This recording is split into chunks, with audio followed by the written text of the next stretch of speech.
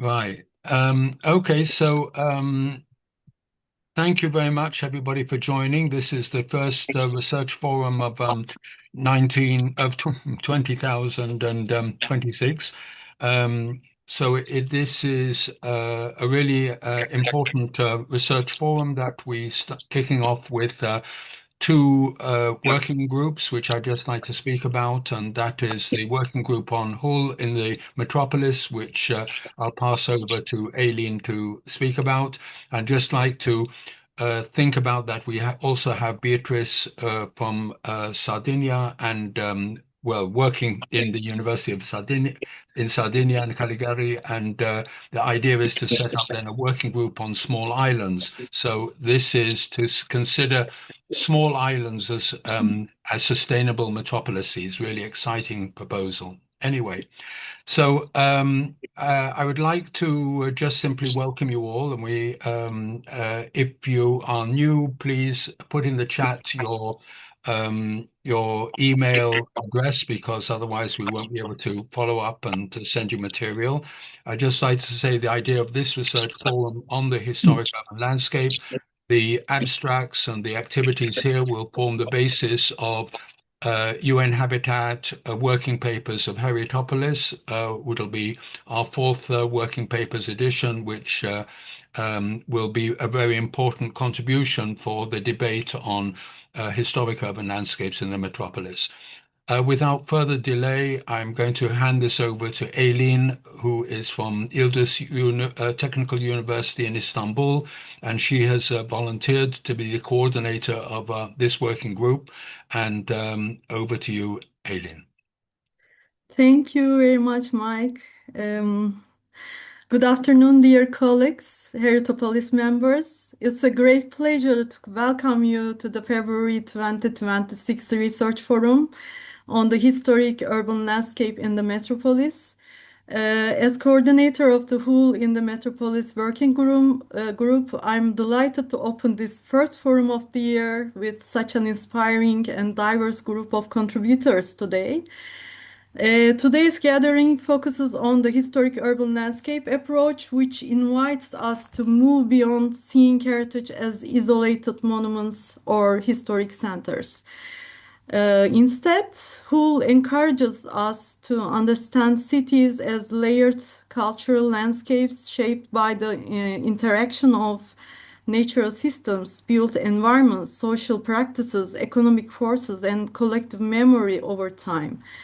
Particularly in metropolitan context, this approach helps us address pressing challenges such as climate change, rapid urbanization, development pressures, and social transformation. By integrating heritage into broader frameworks of sustainable urban development, so Hull is not about freezing cities in time. It's about managing change responsibly, ensuring that continuity, identity, and resilience remain embedded within future urban growth. So, the concept of the historic urban landscape, which has recently emerged as a contemporary subfield within heritage conservation, goes beyond the notion of landscape by establishing a relationship between landscape and its physical context while focusing on both tangible and intangible attributes. So, this approach moves beyond individual architectural or landscape elements and emphasizes the protection of urban values that sustain the life of cities. We have to mention to the about the UNESCO recommendation on the historic urban landscape on in November 2011. Within this framework, the historic urban landscape is defined as an urban area that encompasses topography, geomorphology, hydrology, and natural features. So it's historic and contemporary built environments, underground or above ground infrastructures, open spaces and gardens, land use patterns, and spatial organization. Also, we have to mention about them. And the whole Metropolis initiative therefore aims to extend the recommendation beyond the historic center and beyond the city boundary, addressing the metropolis as a complex, multi-layered spatial system. So this includes not only dense urban cores, but also peri-urban areas, infrastructure corridors, ecological systems, urban-rural interdependencies. Also, our objective is not to replace the original whole framework, but to straighten it by introducing a metropolitan dimension, what we might call a metropolitan annex that addresses governance, complexity, scale, and systems integration. So today's insights will contribute meaningfully to the upcoming Hertopolis working papers, the development of metropolitan case studies for the UNESCO Whole Atlas, and our continued work towards the Whole workshop in Istanbul later in this year, I guess in October. In practical terms, this initiative is structured around several key objectives, important objectives. First, to scale up whole implementation from the city level to the metropolitan scale. And second, to develop working papers and case studies from diverse regional contexts, ensuring that the initiative is globally grounded and comparative. Third, to strengthen multi-level governance mechanisms, aligning municipal, metropolitan, national, and international frameworks. Fourth, to connect our work with the forthcoming UNESCO Whole Implementation Manual and Urban Heritage Atlas, currently being finalized, I guess, next June or July. Our contribution can complement this work by addressing a clear gap, metropolitan governance, and large-scale territorial systems. In addition, we see strong synergies with UN Habitat's growing interest in heritage-based approaches to sustainable urban development. This creates a timely opportunity to integrate whole tools into broader global urban policy frameworks, including the new urban agenda. So importantly, the whole metropolis concept also aligns with the broader habitat heritage framing, which recognizes historic settlements, urban and rural alike, as living habitats. And also, ICOMOS next year will discuss living heritage. So, heritage is not a constraint, it's an active resource for metropolitan resilience, social cohesion, climate adaptation, and spatial sustainability. And to begin, we are honored to hear from dear Jyoti Hosagrahar, Deputy Director of the World Heritage Center, who will introduce the whole recommendation and the challenge of the metropolis. This introduction will help situate today's discussion with the global policy and the governance frameworks shaping contemporary urban heritage thinking. Thank you for joining today. Now I leave the floor, dear Jyoti. Welcome again. Thank you. Thank you very much. Well, first of all, a very big thank you to Mike and Eileen and Francesco for organizing this working group, and to all of you for joining. And a big hello to the many friends that I see online, and it's a real pleasure to connect with this community and to see all these familiar faces who have in fact helped to shape the work that we are doing on HUL. I think that all of you are here because you already know about the HUL recommendation and because you already have a lot to say about cities. So I'm not going to introduce you to metropolitan context or to the HUL recommendation, which I'm sure you can all recite backwards. but rather just to share with you a few things on what we have been doing at UNESCO in the recent years to help cities in general, historic cities and settlements, and World Heritage cities to be able to implement the HUL recommendation.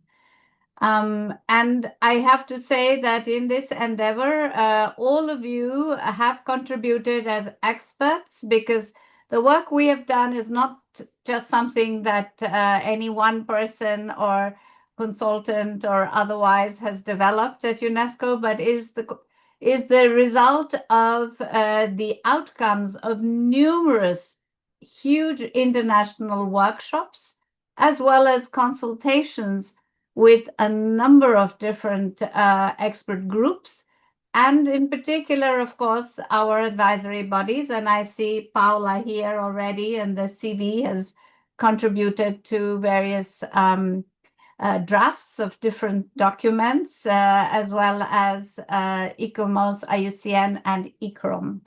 So with that, let me bring the slides on and share with you a few points. Sorry, it's going to take me a second. My colleague is helping me with the slides.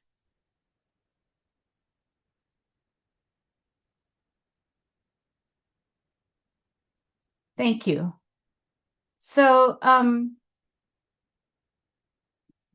maybe we can put it on the slide mode so that it can, a slideshow mode, yeah.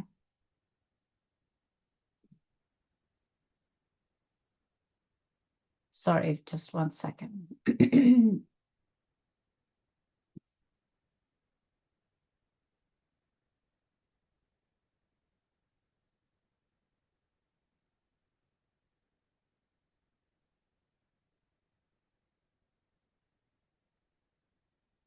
Thank you.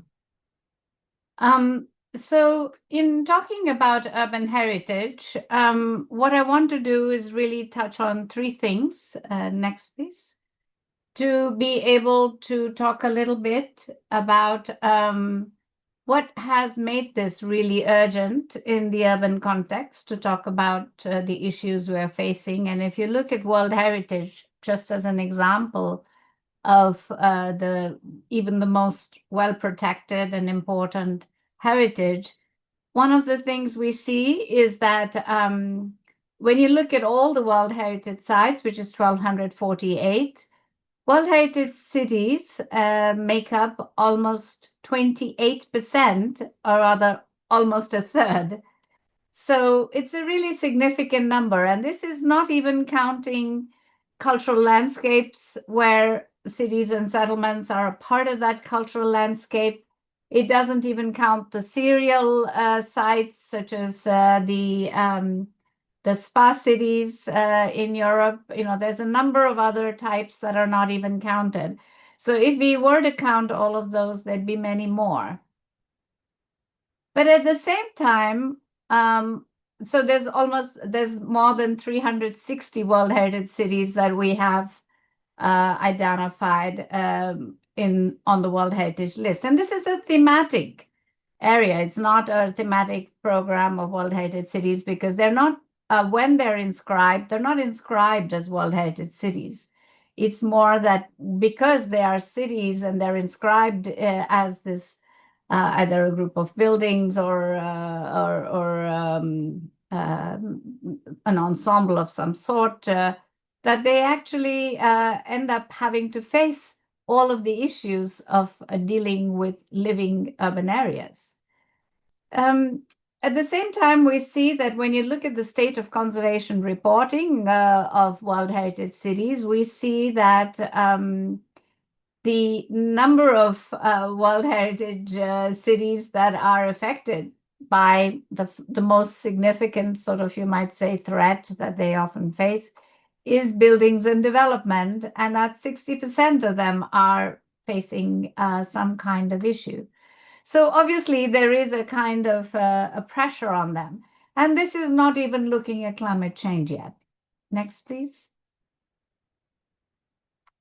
So, as I said, based on a number of different international expert workshops and labs of different types, including site managers, including experts from all different parts of the world, as well as the consultation that we carried out in 21-22, which is, asking all the 196 member states, 194 now, of what and how they have been implementing the HUL recommendation. Next, please. And this is the publication you may wish to see based on that, on the results of that consultation. So essentially, what we find and what came out of all of these different consultations is that, first of all, the fact that urban heritage is very, very complex. We're looking, and this is something the HUL recommendation already identifies, that you have, on the one hand, monuments and built structures that may be traditional built structures or houses or ordinary buildings, or they may be really grand structures. You have also streets, squares, open spaces, views, skylines, all of that to do with the built heritage. And then you have the natural heritage, or the natural environment, which includes the forests, hills, orchards, parks, rivers, ponds, and the terrain that really do help to form the identity of that building, of the building skyline or of the built environment, and that none of this makes sense in a city that's a living city if you're not looking at the community, their festivals, processions, practices, traditional construction techniques, and artisanal crafts as an integral part of the identity of the character of the city or settlement. Next, please. So what we sort of extracted, you might say, from the HUL recommendation, which is a complex text, is really to be able to help cities and settlements implement are certain key principles that emerge. The first is that it takes some effort to identify the distinctive character of the historic urban landscape. So that is, the first task is to understand what it is that makes the city have the distinctive character that it does have. The second is to integrate heritage conservation in urban planning processes and the plans themselves, so that heritage conservation is not an activity separate from urban planning and development. The third is that there are existing, because it's a living city, those problems that the living city faces must be identified and the pressures on urban heritage identified, because many times those problems of the living city, whether it is migration or vulnerability to certain kinds of disasters, whatever those problems are not just the problems of the living city. They also have pressures and make the urban heritage vulnerable. The fourth is to manage change, ensuring protection of the distinctive character of the historic urban landscape. And Eileen was just talking about the idea of managing change. And I think this is a very key aspect in being able to see how it's not that everything about the historic city or settlement has to be preserved in toto. It means that there's a certain amount of change that is possible, but that change must be very carefully and sensitively designed and managed so that the overall distinctive character of the historic urban landscape stays intact. So the way that needs to be done has to be considered very carefully. The fifth principle is to empower inclusive, sustainable development for local communities so that they are able to benefit from sustainable development outcomes. And finally, embedding climate resilience and biodiversity considerations are absolutely fundamental to enhance the resilience of the city and to make them responsive in terms of biodiversity loss, to be able to reverse or at least manage it. Next, please. So we are currently in the process of developing guidance manual for the implementation of the HUL recommendation, where we take these principles and then translate them into a methodology on how to implement the HUL recommendation. And we have a draft at the moment, and we're expecting to finalize it in the coming few months, because we hope to launch it during the 48Com. So the first task then, in order to, if you look at the principles, the first task is to understand and identify what it is about the historic urban landscape that makes it distinctive. So mapping that distinctive character of the historic urban landscape is the very first step. And I want you to remember that only because in the next coming slides, I will talk about the Urban Heritage Atlas, which Eileen also mentioned, which is very much connected to this idea of mapping the distinctive character. The second is to ensure coordination with local planning and governance mechanisms. So every city, every settlement, every place in the world has different ways in which they are looking at the coordination and of managing local planning and development. There are different governance mechanisms, but some mechanisms need to be put in place to ensure that heritage considerations are not just something as an afterthought, but that it is integrated with and really coordinated from in all aspects of local planning. So that's the second aspect of the guidance. The third aspect of the guidance is on identifying urban pressures and vulnerabilities for heritage, because as we saw, this was a fundamental that we have to be able to address. The fourth is looking at regulations, guidelines and regulations essentially as ways to ensure heritage-sensitive planning and design. So, and these have to be customized. Every city follows certain building codes and regulations. Often these are national level codes and regulations, the sort of planning regulations adopted by the whole country. However, when it's a historic settlement, then they need to be somewhat adapted and customized to respond to the specificity of that settlement or town. And we talk about how these need to be and on what aspects they need to be responsive, whether it's the height, it's the volume, so it goes into all of the details. The next principle was to empower local communities. So we talk about on sustainable development. So we talk about pathways for sustainable development and pathways also for embedding climate resilient and nature positive solutions. So how can that be integrated into the design and the management of urban heritage? And finally, establishing priority actions for the implementation of the HUL recommendation in terms of partnerships and projects that can only come about once all of the previous steps have been undertaken. Very many times we see cities and settlements come forward with certain projects that they have in mind, whether it's a new building, new housing area, public park, or whatever it is. But they cannot be fragmented projects that come up at ad hoc. They really have to be a part of an integrated plan, set of priorities on what needs to be addressed, and then partnerships and projects developed deliberately around them. Next, please.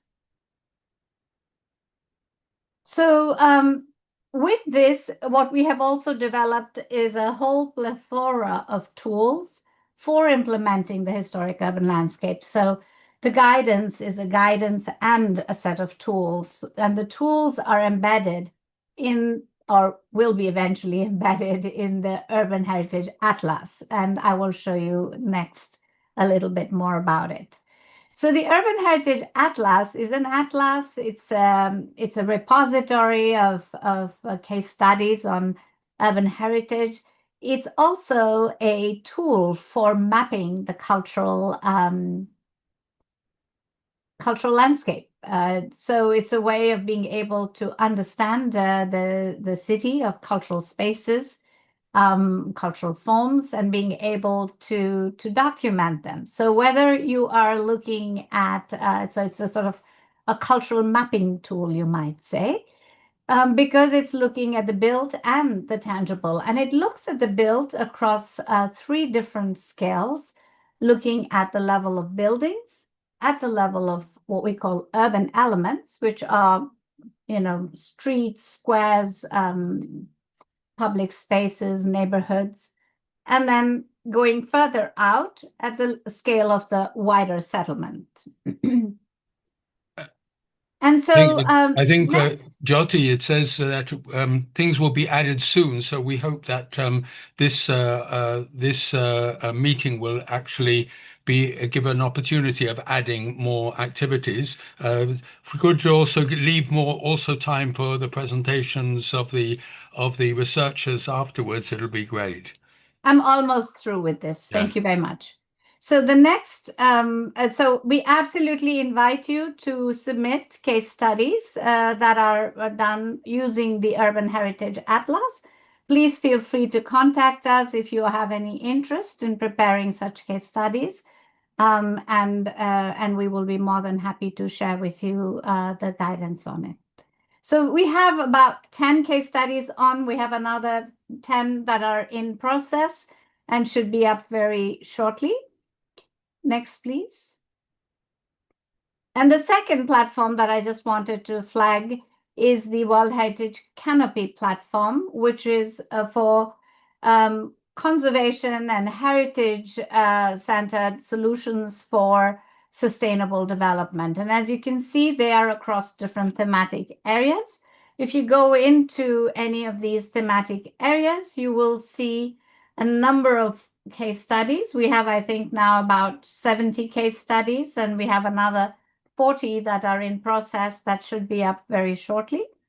So there's a number of case studies. These are not only of cities, they are of World Heritage in general, so cultural and natural, but a lot of them are of cities and settlements. And so it enables local authorities to be able to find simple solutions for sustainable development, or rather to be inspired by a number of different solutions and approaches around the world. And we invite you also to consider submitting to us any case studies that you're aware of that might be interesting to include here. Next, please. So with that, I really want to thank you all very much, and more than happy to answer any questions or share any further information with you. Thank you.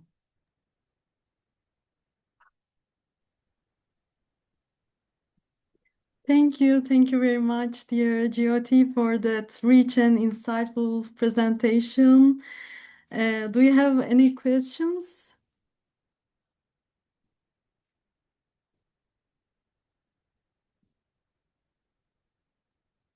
I have not a question, but a sort of sorry, I arrived late because we are analyzing a case studies that could be perfect also for this topic.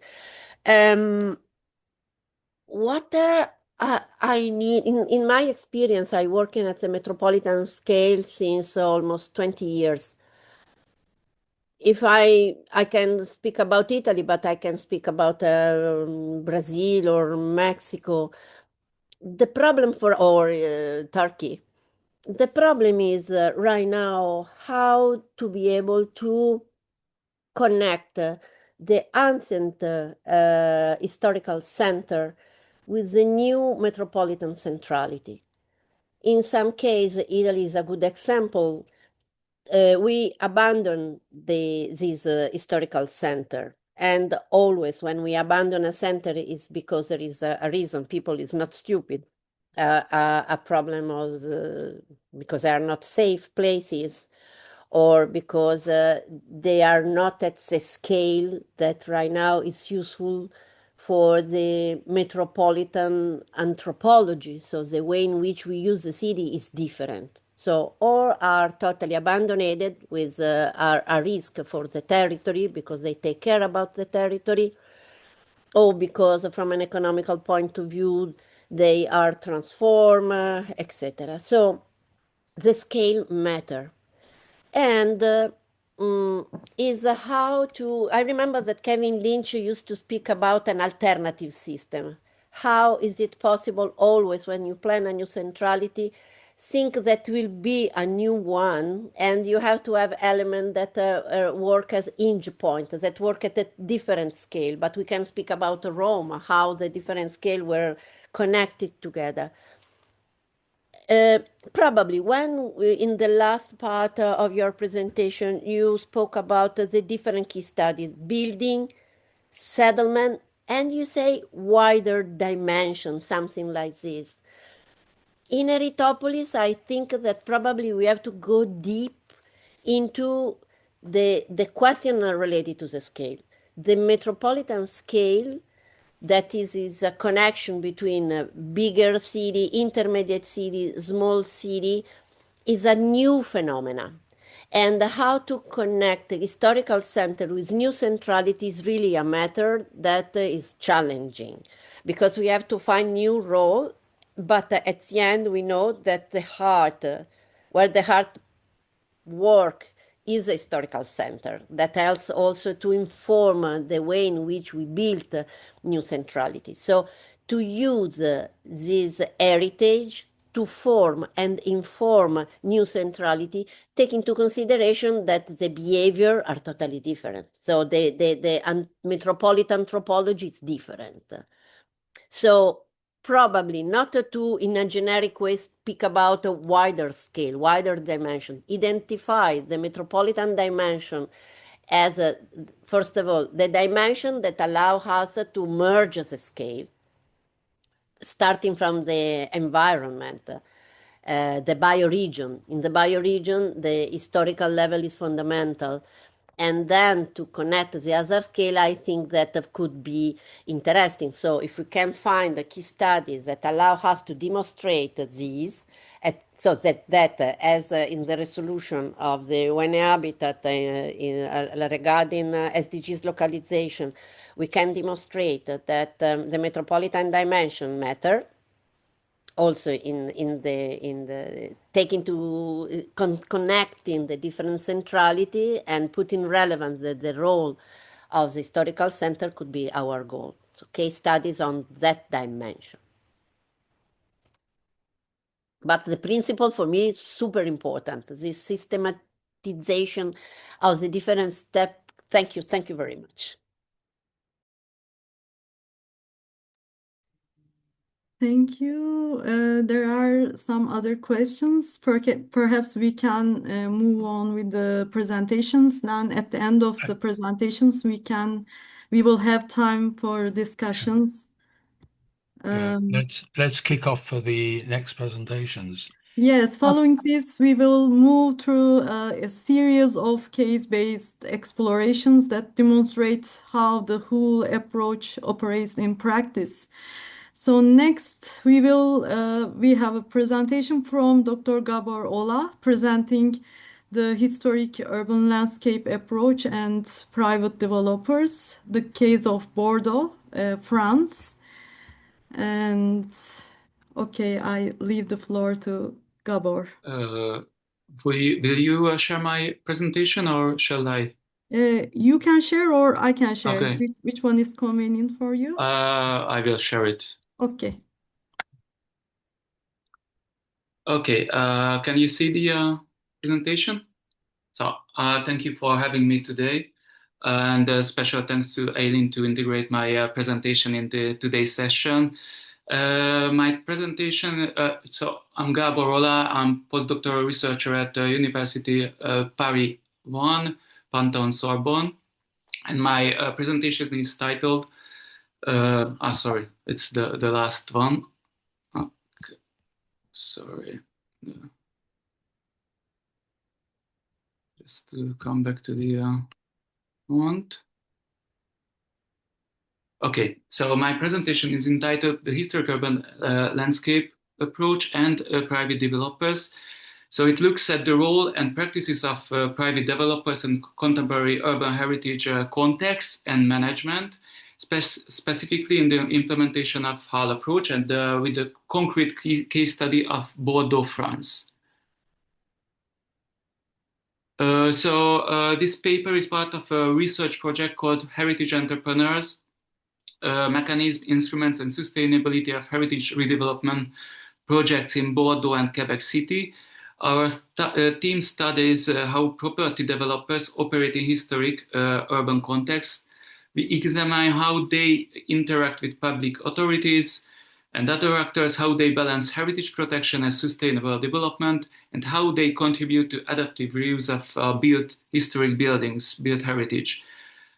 Today I will focus specifically the whole approach and try to reinterpret our research and research questions in this sense. The whole recommendation explicitly recognizes private actors as key stakeholders.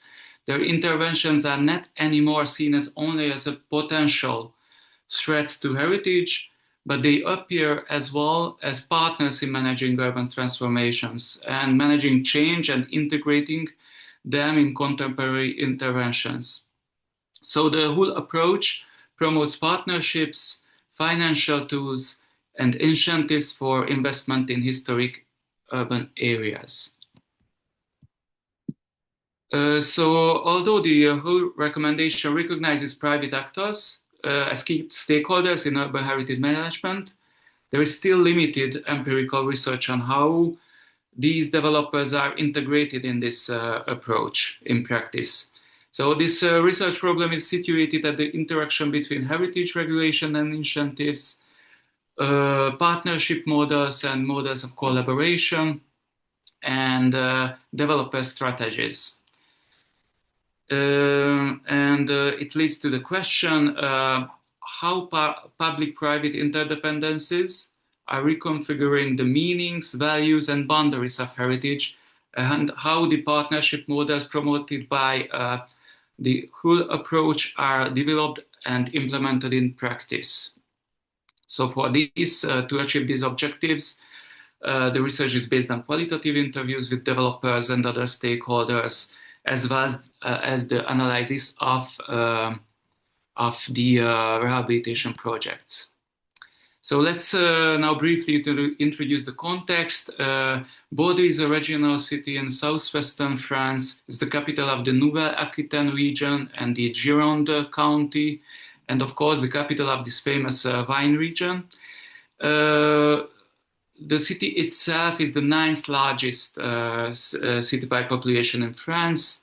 Considering the metropolitan area, it's around the 5th or 6th, depends on the definition. So if we zoom in, we will see the different understandings of Bordeaux Metropolis.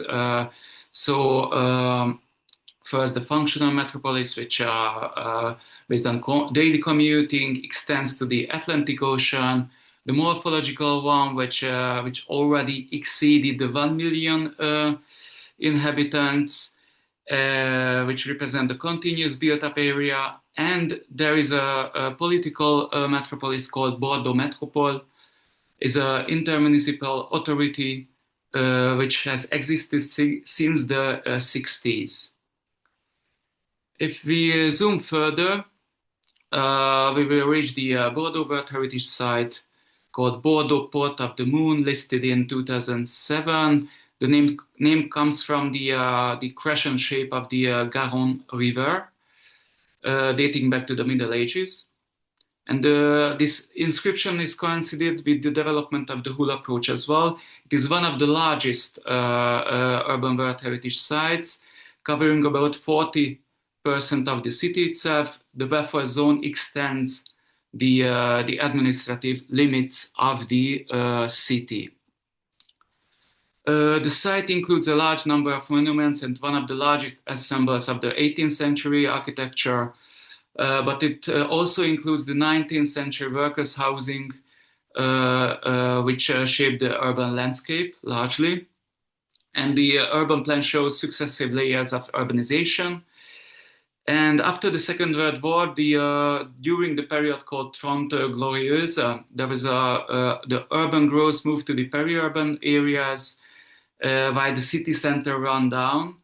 And in the late 60s, the metropolitan governance began. Today, Bordeaux Metropole manages a wide portfolio from planning, housing, transport, water, to environment, energy transition, climate adaptation, and heritage as well, among others. From the mid-19th, major policy shift towards metropolization has been taking place, focused on public transport as a core strategic element, linking the metropolis with a network of tramways. Urban regeneration started in former industrial and port areas, and the city was reconnected to the rivers through recreational spaces. Heritage has been used as a reference framework for the urban projects of this large-scale development program. It became both a material resource and a symbolic political narrative to support metropolitan development and boost economic attractiveness. Symbolically, the crescent moon, representing historic Bordeaux, becomes a full moon through the set of urban projects that establish a more coherent urban system by integrating the fragmented urbanized area of the city and its suburbs. So just quickly of the history of urban heritage regimes in Bordeaux. So Bordeaux has a long tradition of heritage protection. Since the early 19th century, heritage regimes evolved in response to urbanization and modernization. Since the early 2000s, a new conservation tool with a sort of landscape approach has been introduced to ensure urban continuity, to extend heritage consideration to larger territories, to overcome the limits of the conservation area, representing functionalist urbanistic ideas existing since the 60s. So the long tradition of heritage protection was the strengths of Bordeaux for UNESCO listing, because most of the urban area, most of the listed area was already covered by a conservation tool. So, however, at the same time, it represents a highly complex regulatory environment for developers. So let's see how is the whole approach is implemented in Bordeaux. So the whole approach in Bordeaux acknowledges territorial, temporal, and ecological continuity. It integrates culture and natural heritage, as well as the tangible and intangible dimensions. Heritage protection is multi-layered, dynamic, and the quality life of residents is a key concern. Heritage is integrated in metropolitan planning, climate adaptation strategies, and the very recent net zero land take policy as well. And the management of Bordeaux historic landscape involves complex networks of actors, including developers as well, private developers as well. Public authorities increasingly rely on private investment. The urban landscape therefore becomes a site of co-construction between public institutions and private actors. So let's see how it works briefly, this co-construction. So the shift is manifest toward this public-private collaboration in heritage regeneration. Public authorities try to attract real estate actors and thus activate markets and steer private capital toward heritage preservation. And of course, other segments as well, like social housing creation. Developers are framed as partners through regulation, quality control, and technical support. They are also receive incentives such as subsidies, tax benefits, etc. And they are integrated into formally and informally to heritage governance through pre-project consultations, negotiations, and, for instance, a specific property recycling model. So this situation creates a constant negotiation about what should be preserved and how. In this sense, developers are not only profit-driven actors, but stakeholders embedded in a complex institutional and political ecosystem that shape their decision, strategies, and courses of action. This leads to a continuous redefinition of heritage itself. However, the integration of private actors in the whole approach also faces important challenges. Historically, urban renewal models are often perceived negatively by the residents as a sort of trigger to negative effects such as displacement of residents or traditional economic activities, gentrification. Social spatial inequalities can increase, and urban transformation can become difficult to control. Heritage becomes a financial asset, inevitably commodified, and related to high-value property markets. Developers tend to invest in heritage where there is an existing market and high sales prices. Bordeaux is faced with several climate challenges as well and natural risk, such as floods and heat waves requiring mitigation and adaptation strategies. So this interrogation on private actors' integration in the whole approach leads to several stakes, several policy and scientific stakes, marks avenues for research and policy development. First, developers' actions are deeply embedded in specific territorial and institutional contexts. The interplay between public and private actors then is a critical research arena. The future research also can help refine the concept of the neoliberal city and the contrast and can contrast urban project-based dynamics with the whole approach. It also raises questions about, let's say, the non-critical use of heritage, such as facadism, facsimile reconstruction, or pastiche architecture. Finally, this can lead to the identification of policy gaps in whole implementation, especially regarding the social dimension, heritage commodification, and sustainable heritage management. So before finishing my presentation, I just wanted to draw your attention to the upcoming final conference of our projects taking place in Paris on the 12th and 13th of November 2026. And the call for a paper is still open until 31st of March. So save the date, and thank you for your attention. Thank you very much, Gabor Ola. What we see through your work is precisely what the historic urban landscape approach encourages us to recognize, that heritage exists not only in physical fabric, but in systems, relationship, and lived environments. Your contribution highlights very important points. Now we move on with a new presentation. Thank you very much. Thank you. To Bernard Nicholas Brennan, he will present, if he is available now, Conserving Ecologies of Landscape and Heritage in Hong Kong. Bernard Brennan is an architect based in Hong Kong, originally from Ireland. He was educated at Dublin and architect Colin Arus. He has participated in London and Paris as well as Hong Kong, including with Tony Fretton Architects. Are you here? Okay, you could open. Yes. Okay, you could share the presentation. Can Yeah, you it see my moves to screen? you. Everything is perfect. Could you make it Okay, a good. little bit bigger? Zoom in. Mhm.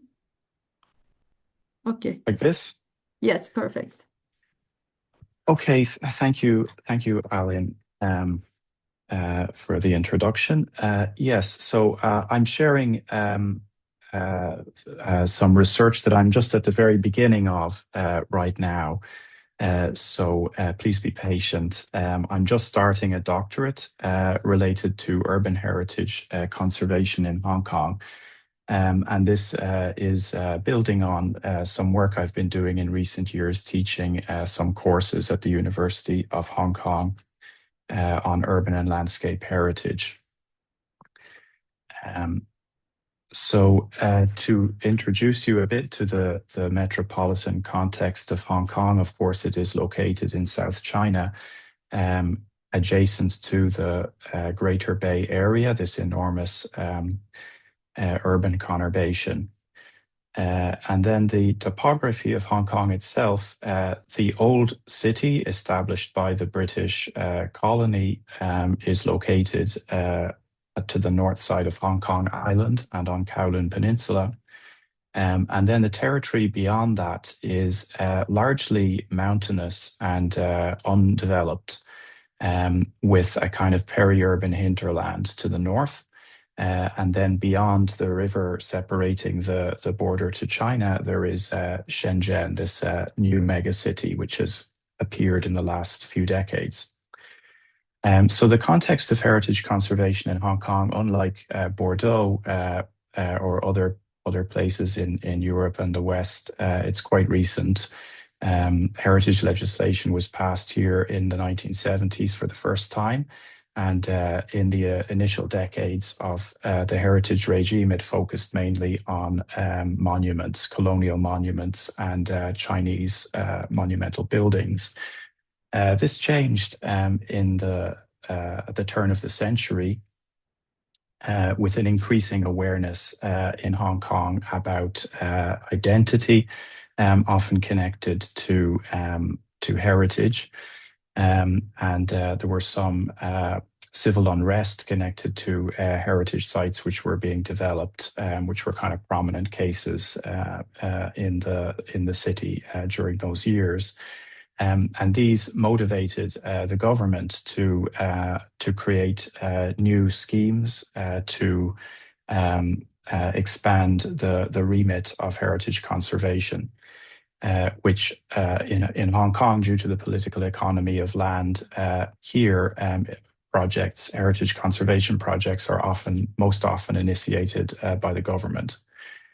So this scheme, initiated in 2008, the government funds adaptive reuse of government-owned buildings to be used by non-profit organizations. So there have been a range of projects funded by this. These are two examples which have been prominent. The one on the right-hand side is very successful, where they have kept the local communities living on the site. The one on the left, less so, where gentrification has been caused people to criticize this case. Also, this institution, the Urban Renewal Authority, has been very active in urban conservation in the last 20 years, with projects ranging from the one on the left-hand side, a controversial case where a historic street was redeveloped into a kind of fake heritage kind of pastiche with a few buildings retained. This was very controversial for its effects of gentrification and displacement of communities. And then more recent projects like this one on the right, where it has been more successful in preserving local networks. But in the last 5 years, there has been more emphasis on the rural areas outside the main urban center. So these government organizations were founded, the Countryside Conservation Office and Sustainable Lantau Office, and they have been funding a large number of research and conservation projects in these rural areas. So in this region and in the northwest of Hong Kong, there's a cluster of villages, traditional villages, which became depopulated in the late 20th century. They're now been kind of repopulated, and all kinds of conservation efforts are undertaken to support sustainable communities in these areas. So beyond just building conservation, they're also related to nature conservation and the creation of local economies. So these are happening in the context of this national development strategy of the Northern Metropolis, which is a new city extension, a new central business district, which will be built on the northern border, and with the idea of Sino-Hong Kong integration within the Greater Bay Area. So although a lot of investment has been made in conservation in the country park areas, which will not be developed, within the development area itself, there has been very little discussion of heritage, and heritage conservation is not really integrated into the planning framework currently. And in the context of critiques of this proposal, it seems to me that the HUL discourse could actually be very productive in adding in making a valuable contribution to improving the planning approach. So this is a quote critical of the current approach to infrastructure. The zone, hub, node, etc. act as an object of planning that is increasingly an infrastructural kit of parts, emptied of the contingencies of human exchange, material messiness, and the agonism of political negotiation. So this is how the government plan thinks of infrastructure. And in contrast, inspired by recent developments in the humanities and social sciences, which figure infrastructure as a kind of bottom-up network, we have been looking at some of these landscapes in this area and trying to kind of countermap an infrastructure from the bottom up. So this is a village in Santin in the development area, and some student work which we've been doing kind of cultural mapping this area and identifying what its historic urban landscape values might be. This is another village among these fish ponds in this area, which are a nature reserve and inhabited by people who manage the fish ponds, which will, based on the current plan, they will have to be evacuated. So this relates to, of course, the HUL literature, but also looking at critical heritage studies and advocacy of more participatory approaches, and also recent literature trying to kind of operationalize these critical heritage studies ideas in practice. So this is my problem statement and research questions at the current time. So how has urban conservation been conceptualized and managed historically in Hong Kong? What is its status today? How can urban conservation theory and practice from elsewhere inform urban heritage practices, policies, and institutional frameworks in Hong Kong? How can the tangible and intangible heritage of Hong Kong's historic urban landscapes be effectively mapped? And what insights and methods from value-centered conservation can help to reorient architecture and urban design towards practices of care and repair in this region? Yeah, that concludes my sharing. So as I say, I'm at the very beginning of this project, so it's a bit nebulous, but I thank you for the opportunity to share with you today, and I welcome any comments that colleagues might have. Thank you. Thank you very much, Werner. It was really nice presentation and also combining rural and urban and tangible, intangible questions.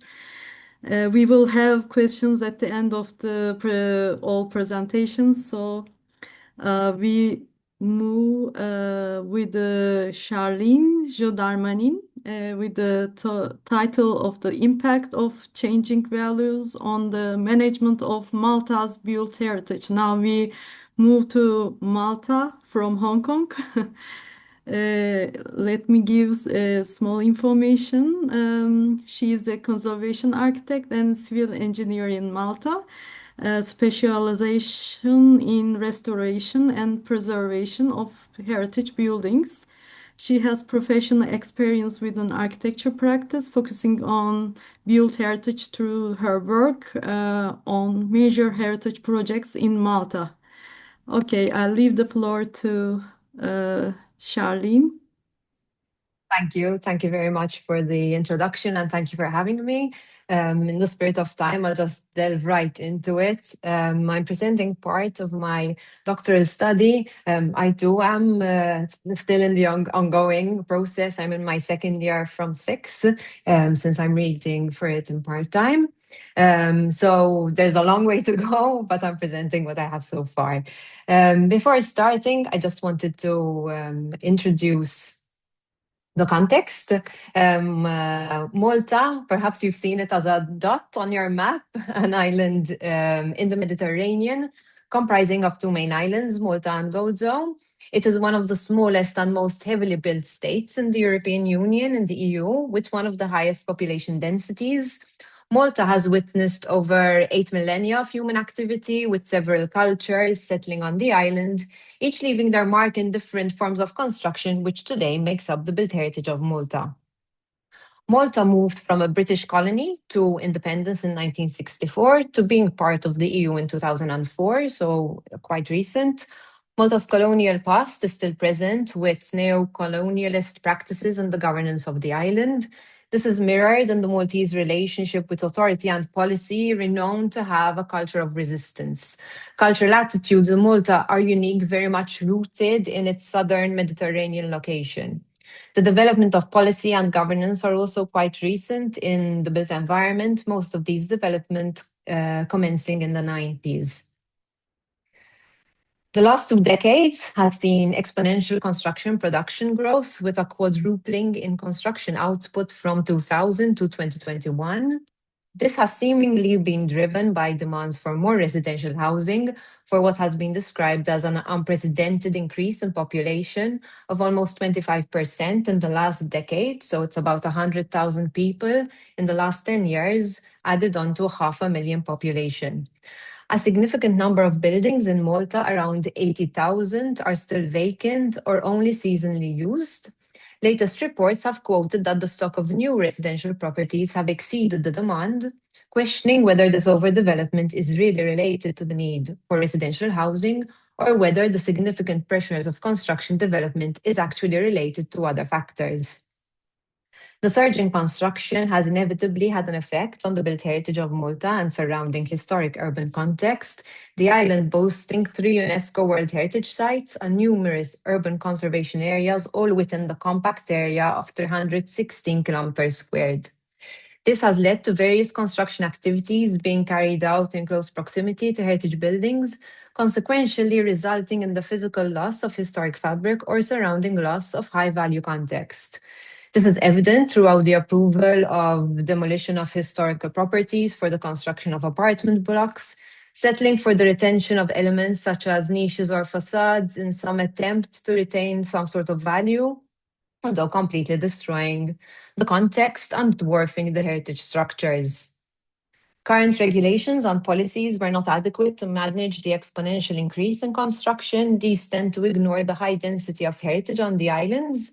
Here, heritage is frequently in tension with different priorities to heritage that has been affected by historical transformation and heritage management practices that focus on preventing change through preservation and less on valuing the transformative character of heritage. Heritage management requires the recognition of equilibrium of different priorities and values to support decision-making processes when safeguarding historic buildings and contexts. Fuseki et al. In her study explored two distinct ways to approach sustainable heritage: a responsive approach, where heritage is subject to threats and deterioration, therefore meriting conservation and management, and a dynamic approach, whereby heritage acts as a catalyst for environmental, social, and economic sustainable development. In the light of this, the main research aim for the doctoral study is to analyze the responsive approach to change and how this is being managed within a dynamic approach to sustainable transformation in built heritage management. The research study is being carried out in 3 stages. The first stage identified and synthesized core themes from literature. Here, heritage is identified as being subject to change, while in itself a driver of change. Given the ever-shifting societies in which heritage exists, the management of change across multiple people and disciplines is essential to ensure the preservation of built heritage and its integration into future sustainable societies. From literature, it was determined that the transdisciplinary integration of 3 fields is required: the management of change, cultural heritage, with particular focus in this case on built heritage, and social behavior with focus on public engagement. This aims to provide a much needed change management operational tool for the management of change that considers the dynamic and evolving priorities of different societal groups, strengthening heritage's role in society and in the sustainable built environment. The second stage looked into mapping of values and priorities of the public through a nationwide survey.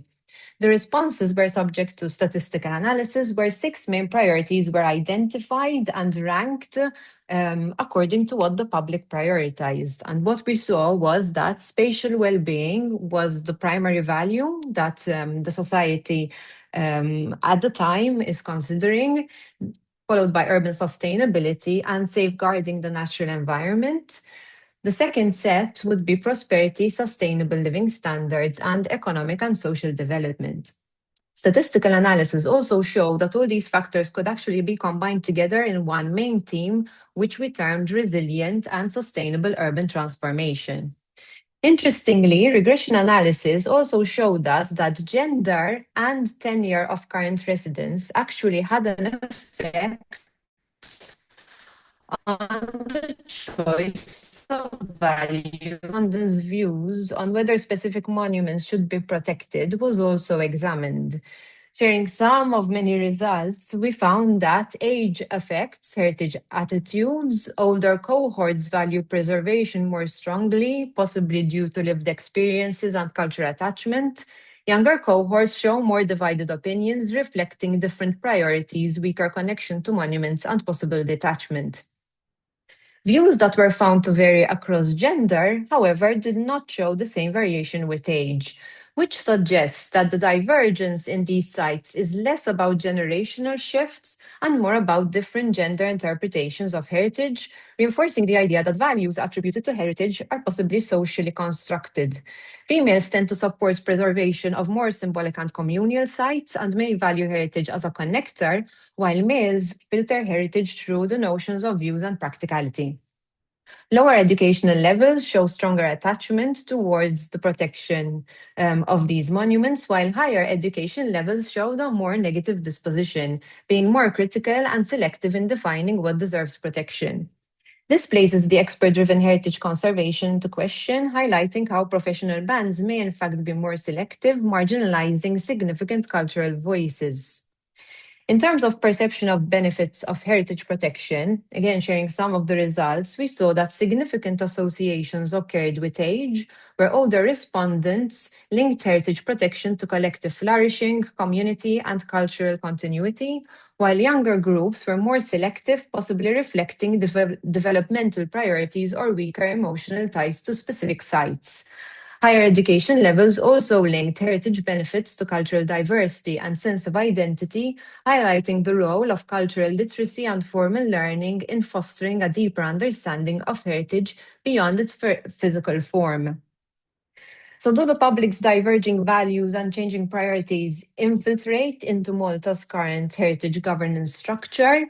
Malta's current structure is primarily a top-down approach where international framework influences national legislation and policy, which is then implemented by key institutions. Local government and community are allowed to provide consultations or feedback through a formal mechanism. However, if we critically look at the level of engagement, we could perhaps identify that this still falls within degrees of tokenism, where we look at informing and consulting rather than co-management or co-creation.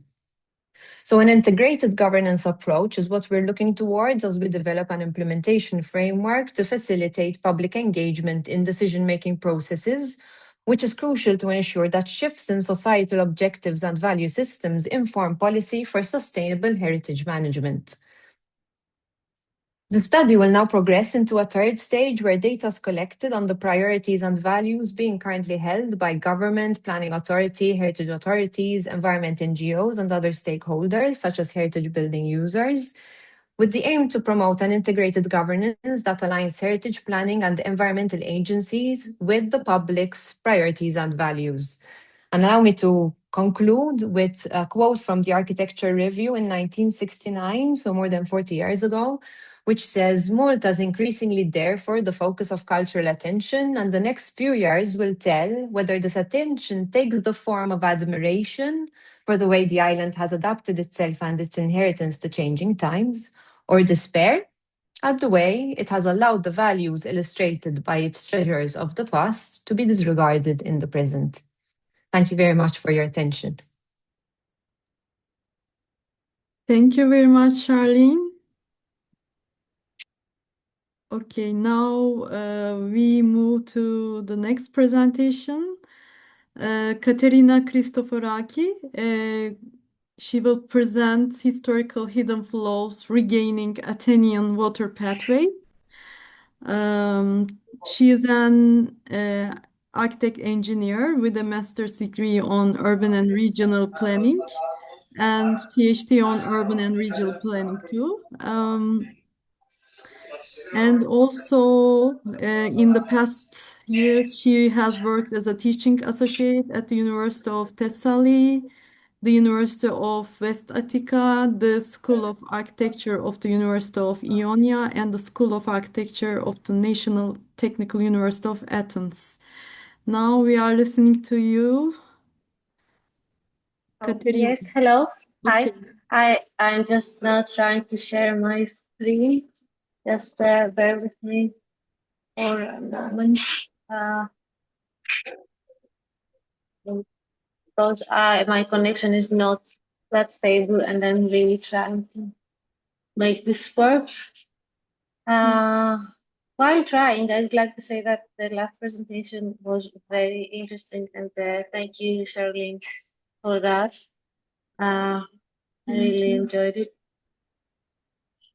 Oh, no, this does not seem to be able to load. I don't know why. I'm so sorry. Let me try to do it online on the fly. Then-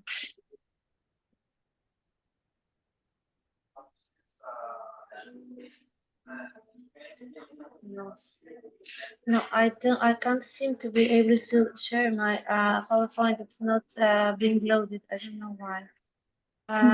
Would you like to move on to the next presenter until I figure this out? Okay, so we continue, then we turn back to you. Okay, Thank you, and I'm sorry. okay. I will. If you I will can solve send it the with you. presentation, I can also open it. Yes, maybe I'll do Mhm. that. If I don't find a way to resolve it immediately, I will do that. But just move on until I find a way to Okay, no load this. problem. Okay, thank you.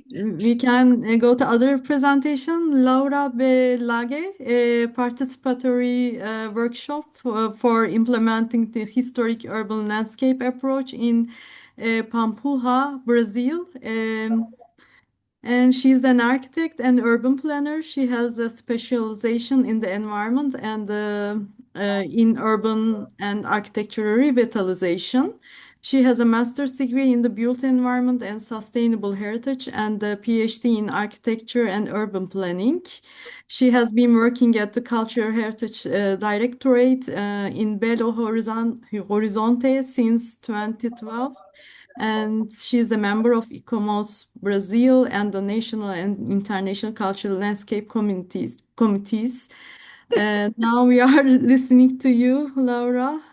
I give the floor, leave the floor. Thank you. May I share this screen? Share.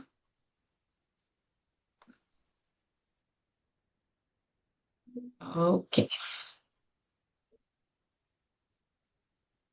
Are you seeing my presentation? Yes, perfect. Could you make it in a slideshow? Yeah, I will. Okay. Okay. Come on.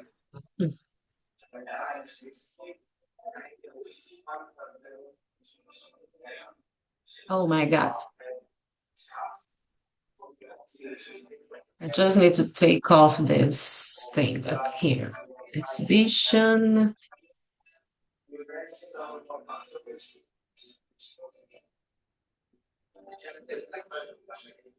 It's here. Sorry.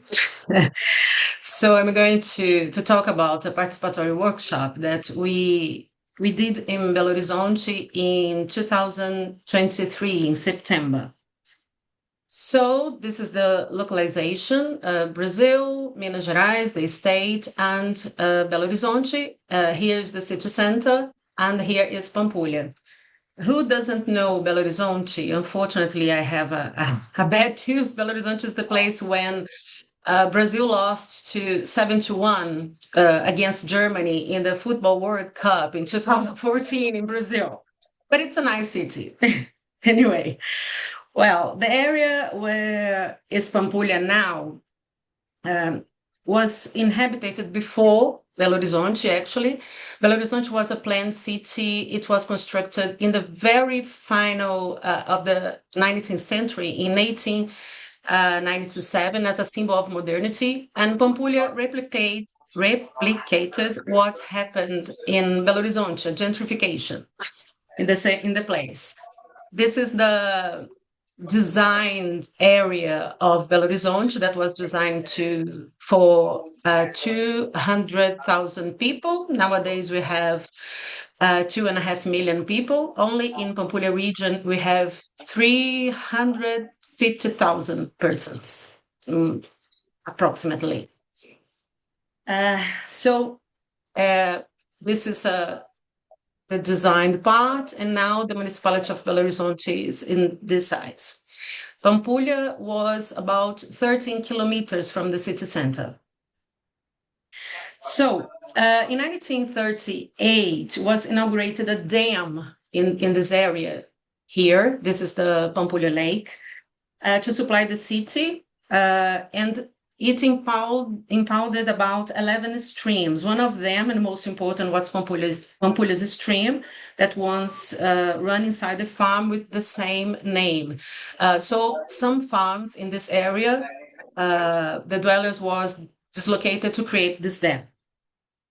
So Juscelino Kubitschek, some of you maybe heard about him, who after some years become Brazil's president and constructed Brasilia, the capital of Brazil, idealized a neighborhood, very bold and sophisticated, creating a new way of living inspired by the United States suburbs.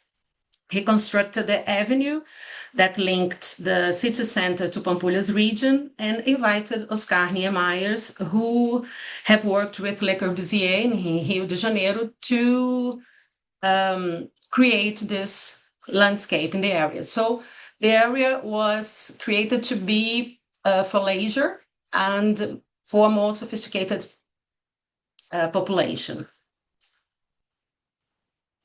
oops, sorry. So here is some sketches of Niemeyer that design the main buildings around the lake. So this lake is their attributes that connect the whole landscape. And in the beginning, some magazines showing the shining, the Pampulha's glamour. Some Niemeyer's sketches. And here the main equipments around the lake. So this is the lake, some stadiums here, the St. Francis of Assisi Church, the masterpiece of Niemeyer's, in my opinion. The ballroom, a square designed by Burle Marx, the airport that existed before the dam, the art museum that was a casino, a yacht, tennis club, originally a golf tennis club, but the golf part was not constructed and became a zoo after some years, and a house for the Juscelino Kubitschek's family. And it was supposed to construct a hotel in this area, but they never constructed. So some the main buildings, just for you see how they they are, the Church of Pampulha. Niemeyer worked together with other modernist artists at the time, such as Portinari, that created these mosaics, Ceschiati, Burle Marx, Paulo Wernicke, among others. His is the ballroom. It's a very innovative way of working with modernist architecture in Brazil. The old casino that nowadays it's a art museum, the yacht tennis club, and the JK is Juscelino's Kubitschek house, and some buildings, some houses constructed in the neighborhood, that they are open garden, and most of them are modernist. So this kind of occupation, it's also an attribute that we have to protect in this area. Well, so. But when Pampulha has a short time of shining, actually, because when the gambling was prohibited in Brazil and the casino was closed, Pampulha went to decline. And it happens 3 years after the opening of the casino. So it's a very, very small time. It regained more visibility in the 1970s with the installation of sport clubs and the constructions of the stadiums, Mineirão and Mineirinho, and Azul, and the Federal University of Minas Gerais that helped to democratize more the region. So this is the area that was recognized by UNESCO as a cultural heritage in the red. It's the core zone, and the major area is the buffer zone. But it was recognized by a cultural landscape because it was suggested by ICOMOS. But actually, the candidacy was to urban settlement. So it is a kind of a thing that we have to work nowadays. Here we have another protections. We have estate protection. We have land use protection. We have a municipality protection for cultural heritage, and also a federal protection. All of these institutes have, and also an environmental protection. So we have to work with all of these institutions to manage this area. So the workshop was idealized following the A2L guidebook, but also we include some listening methods inspired in the German methodology ZOP and SWOT matrix, and also other strategic planning tools such as Power Ideas. The workshop was realized in 2 days. The first day, we went to understand the area, while the second, we focus in action planning. So in the first day, we tried to understand why made Pampulha, how it is. Try to get the people's perception. So among the participants, there were architects, urban planners, engineers, biologists, museologists, historians, and some dwellers. So, as I said, in the first day, we tried to get people's perceptions and check if the official perceptions about the place, if the official attributes were recognized by them too. So the participants were separated in groups, and they specialized the positive and negative points identified in the listening activity. First, we had a lecture by Julia Rey from Spain. Some of you should know her, and also Lucia Pesci from Argentina. Both of them helped us to idealize this workshop. We didn't work strictly with attributes and values, but we addressed them by positive and negative aspects related to some categories that were raised by the groups during the listening activity. So the data was organized by groups in this website. You can access by groups and all the informations related together. So categories of analysis were proposed according to the vulnerabilities and potentialities pointed by the groups. The categories related to the attributes addressing environmental, landscape, heritage, economic issues, land use, mobility, and so on. Here, there are some positive points. So a lot of things related to cultural heritage, and also with leisure, and also with environment, and events like shows and football games were considered very important in this area. As negative points, the pollution of the water, and also events, because it's a good thing, but at the same time, to do the noise pollution is not a good thing. The mobility, because it's very difficult to go to one building to another, and also the public transportation in my city is very bad, so it's not good to go to the city center. And to Pampulha, it's better nowadays, but it's not good yet. So here is the specialization of the negative points, and here the negative points in red and the positive points in green. It's interesting because we have in the same area positive and negative points together, and sometimes related with the same thing. Like I said, the events, for example, it's a good thing, but at the same time, it's a bad thing due to the noise pollution. Also, in this area, we have ecological park that it was considered a good thing, but it was created by a silted, because the lagoon has been silted throughout the years, and this area has been silting too, but people, they don't want to lose more area in the lake, because the lake is the main attribute that connect all the buildings and all that landscape. So in the second day, the groups retook the discussions and listed strategic objectives, trying to overcome problems based on strength, ideas, methods.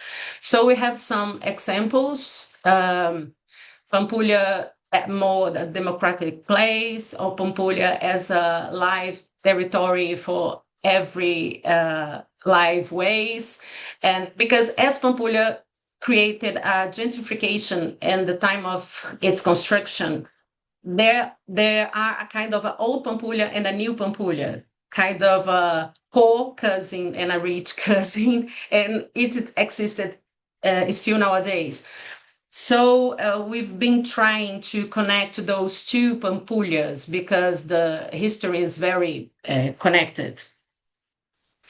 Another examples, Pampulha for everyone, a place of immaterial, intangible cultural heritage manifestation, things such of this.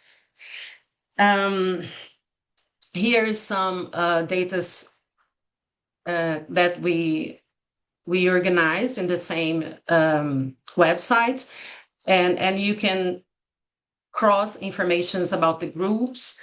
And the most important is that we recognize that the main attributes are recognized by most of people, the official attributes, but at the same time, they brought to us another important things to think. And also, Pampulha was managing throughout the years for a lot of different institutions, and all of them work alone without talking with others, and we don't have the same understanding about the place. This is a big problem to us. Importantly, because we have to recognize this place as a landscape and manage it. It's a landscape, not as a urban settlement. And even nowadays, it's still managing it's a urban landscape. So here's some vulnerabilities that must receive priority treatments as, for example, pollution, dealing with the events, the potential for priority actions like the place of leisure, the views, because we have some viewpoints around the lake that it's very important to democratize them. And if to conclude, we have already instruments to manage the place, but it's necessary to turn the focus to a landscape approach. We find converging points, as I said before, among the groups and official data. And also we need to repropose the management plan according to a new exceptional universal value declaration, considering Pampulha as a cultural landscape, not as only a urban settlement, as it has been done throughout those years. Also, we have problems identified and related to a macro scale, much more related with a macro than a macro scale than a micro. It's tricky, those words, sorry. It's a major scale. For example, transcending the buffer zone and even the municipality limits. So we think that we should consider a bigger area, such as Ribeirão do Onça. Onça, it's a Onça stream, it's a river. So we should consider this basin to work with this landscape, because other municipalities contribute to the pollution of the lake. Also this year, we will continue to study this area with another workshop addressing landscape quality objectives and actions, such as projects linked to the landscape objectives, threats to be mitigated, and working with opportunities inspired by Andalus Institute Cultural Landscape Guide. And actually, we've been trying since 2019 to put all of those institutions working together to find a common objectives and how to deal with this place, because sometimes we have problems among us, unfortunately.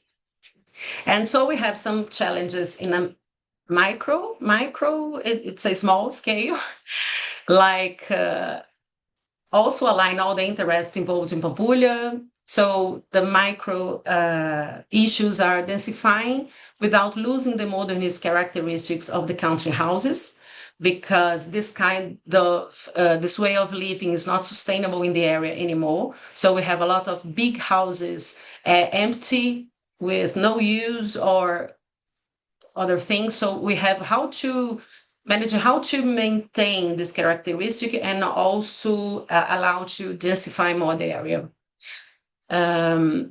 Also how to clean the water surface to receive again water sports, because until 1980s, the people used to swim and do some water sports in the lake, and it's not possible anymore because it's very, very dirty. And so how can Pampulha maintain its attributes of exceptional universal value, maintain its aesthetic and environmental quality, and at the same time transform itself? How to manage this change? What do we want for Pampulha? And obstacles? It's because we don't have a more common understanding of what is sought among the preservation bodies of different areas, because we do not have the same understanding what landscape is. So every protection, they have an objective, and we have some similar problems, but also we look at this differently. So we have to find this common sense. So this is the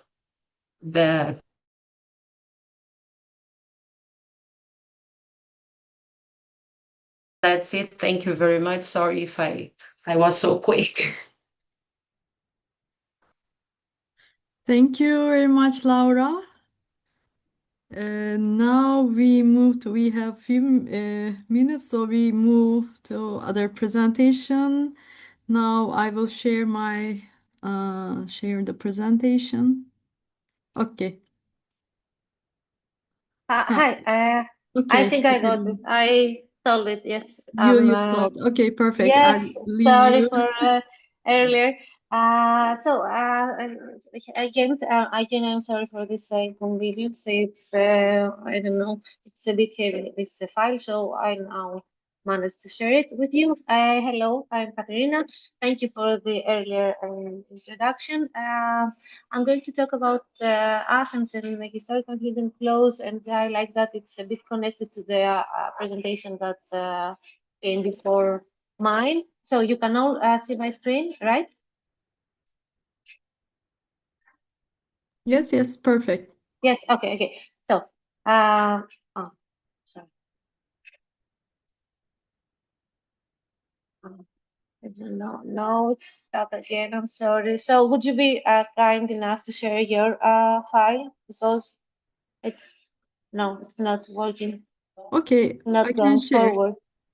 No, I Oh, found it okay. again. So I would like to connect the historical urban landscape with the climate change threat, which is very evident nowadays. And I think that specifically Athens can benefit from combining those two. I mean, combining, rediscovering cultural heritage in the mean, applying it on a landscape, urban landscape, and also battling the threats, the climate change threat. We all know that sea level rising and extreme flooding is a bit, it's one of the most dangerous side effects of um, the global warming and the climate changing rapidly. And Athens is one of the, Greece in general and Athens specifically is one of the cities that have been struck really hard over the past years by such extreme events. These are some images of disasters caused by poor planning that then led to heavy floods both in Athens and elsewhere in Greece. This is Mandra, Attiki. Uh, these, uh, these are all evidence of poor planning. Um, the images I showed were of the last image was of Mandra. It's a town that expanded legally with this proposed town plan on a former river. So now we can see that the water is trying to claim its space back and cover the city that was built on its pathway. This is another case study, another dam that it's covered. You can see the houses built inside the water pathway. These are all examples very common in Greece, and this is not something that is being talked about enough.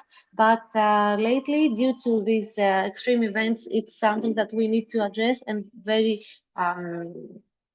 seriously. So the question is, can we adapt? And my case study is, can we adapt while using this historical urban landscape, while revisiting our roots and previous landscape? We can see that several initiatives and strategies for the built environment urge us to re-examine how we treat landscape and how we treat the urban living, that people using the aspects of the city and the specific area they are inhabiting. So the recommendation is that historical cities are particularly at risk because many of them developed for historical reasons along the coast or along major rivers. And for Athens, this is on top, not along, on top, very historical rivers and landscapes. This poses a number of threats that we all now are meant to address. Specifically for flooding, Greece has been a bit left behind on forming strategies and plans of risk management and extreme weather conditions management. You can see this is a map of the level of planning and implementing such risk management strategies. Greece is the one with the yellow color that is now trying to form this kind of strategy. However, someone would argue that for Athens and for Attica specifically, which is covered in streams, this would have been something much, much more urgent and something that should have been addressed over the previous years. The case is not that. This is Athens is a basin. It's located and surrounded by four major mountains. You can see how this very natural landscape creates these water pathways that are much more dense than someone can understand while walking the city. This red dot on the bottom right is where Athens is located, and you can see how many streams are located and running towards the city because of the mountains surrounding Athens. However, over the past years, Athens has overlooked these streams. You can see that this is a historical map of 1940. You can see while the town expanded, these water pathways were overlooked or even used as roads themselves. You can see how they were incorporated in town planning while the town expanded. This is the red, it's the municipality of Athens border, and you can see how Athens expanded over the years, covering all those water flows and the streams and rivers flowing in the city center. You can see the first, the 1834 area is the first historic part of the city. And then over a century later, the city expanded almost at today's borders, covering these water pathways, which are now being documented and seem to be much more dense than shown on the city today. You can see about using overlapping maps. I have identified the streams and their water and their pathway over the city center. These pathways were covered during the first half of the 19th century, mostly because of poor management. These streams were not supposed to be very sanitary. They were not incorporated to everyday life, and really covering these pathways was meant to be a sign of moving forward and towards something more planned and more European for Greece that was trying to really catch up to the European model. So you can see these are town approvals or town modification, town planning approvals or modifications, literally planning on top of streams. You can see the footprint of the water pathway here as well. And another one, it's astonishing that all the pathways, the water pathways, are noted, are designed, drawn on these town plans, and then the town expands on top of them. You can see one of the big, it's a river, it's Kypros River, how it was restricted while Athens expanded. And this is the situation today. You can see how all these streams have now are now being used as major road network. What can we do? Looking into what Athens looks like now, it seems like we have been keeping this practice on for too long. The lack of green spaces and also the problem of non water resistant surfaces lead to a very unpleasant environment, especially for someone working downtown during the not so easy summer months here in Greece. You see this 40% of Athens municipality is impervious land. You cannot access easily natural environment and natural surfaces in Athens. This leads to extreme heat in several areas. This is a heat sensation mapping. You can see how how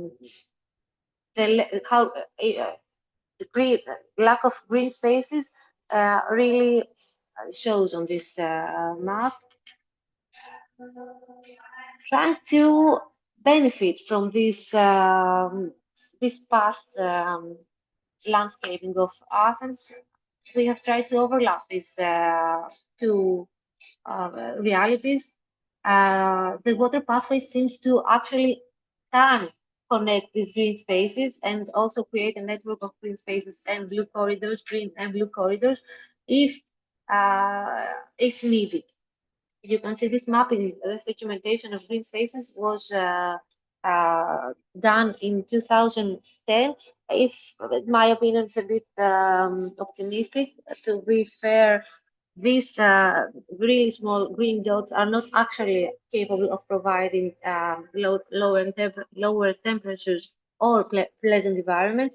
So we must benefit from the wider green spaces by connecting them. You can see this now. This is documentation again of heat sensation.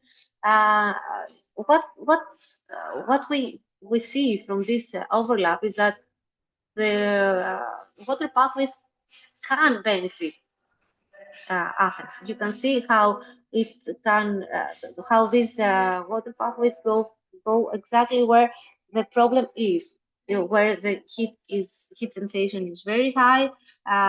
It also can lead the way to more green spaces downtown and also provide safer place for walking and connecting these areas along the city. Using data from there is an observatory for Athens municipality, the Walkable Athens Observatory, that can provide several information about the municipality. And these are just several of this information we can draw from this observatory.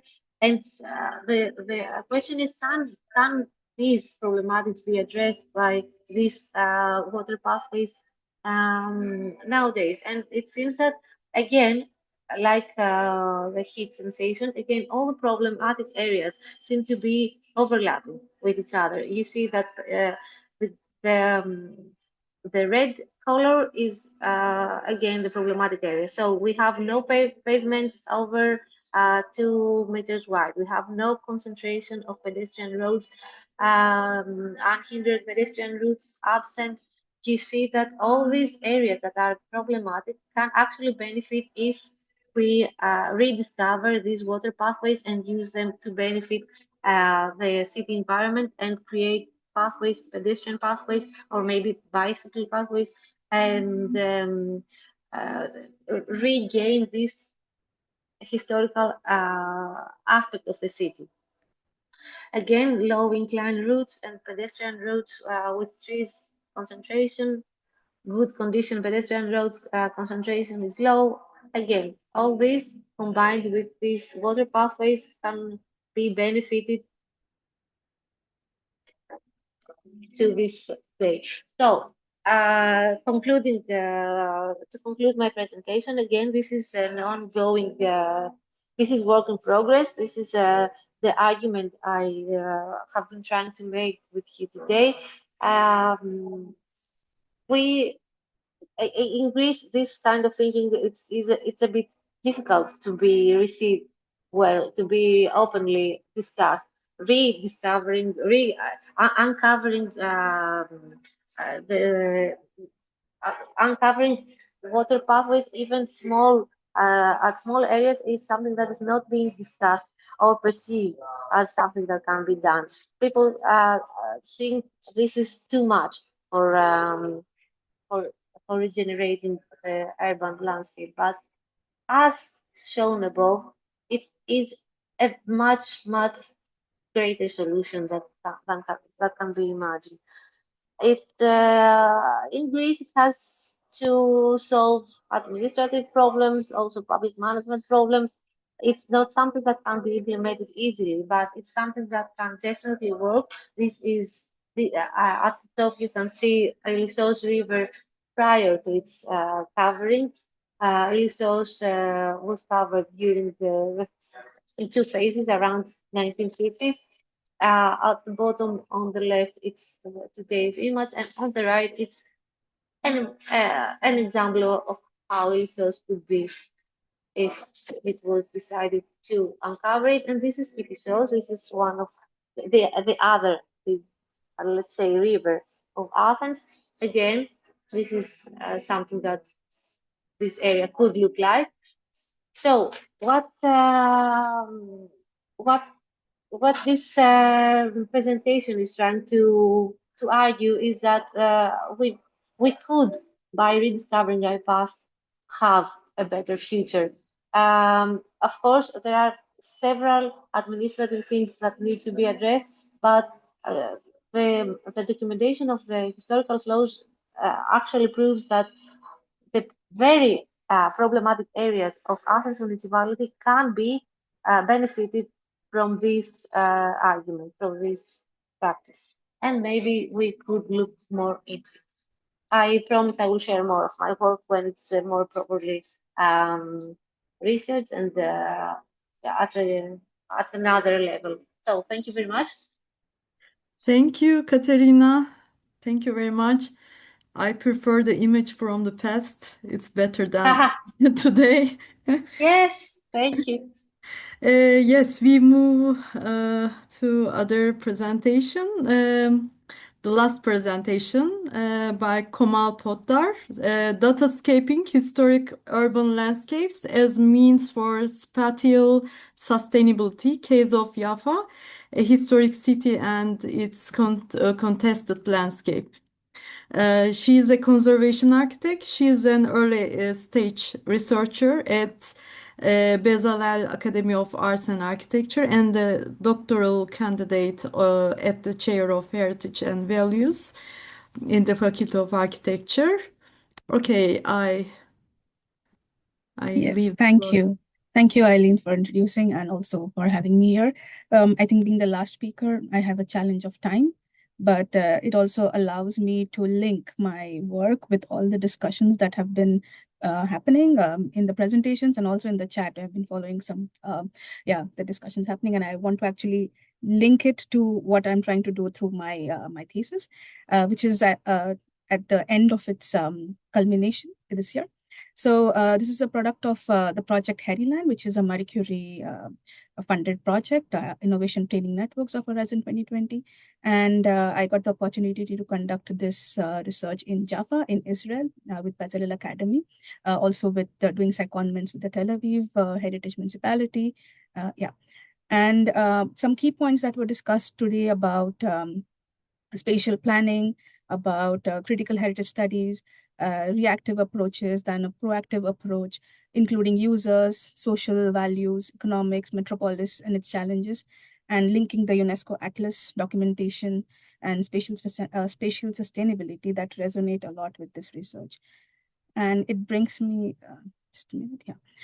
Yeah, and the main crux of this research is the HUL recommendations, whereas I'm trying to explore how to link it tangibly to spatial sustainability principles, which are embedded in the New Urban Agenda, and also in the new illustrated New Urban Agenda, which has the fourth pillar as spatial sustainability, which identifies it as a condition that it can enhance the city's power to generate social, economic, and environmental well-being, and also environmental values through this approach.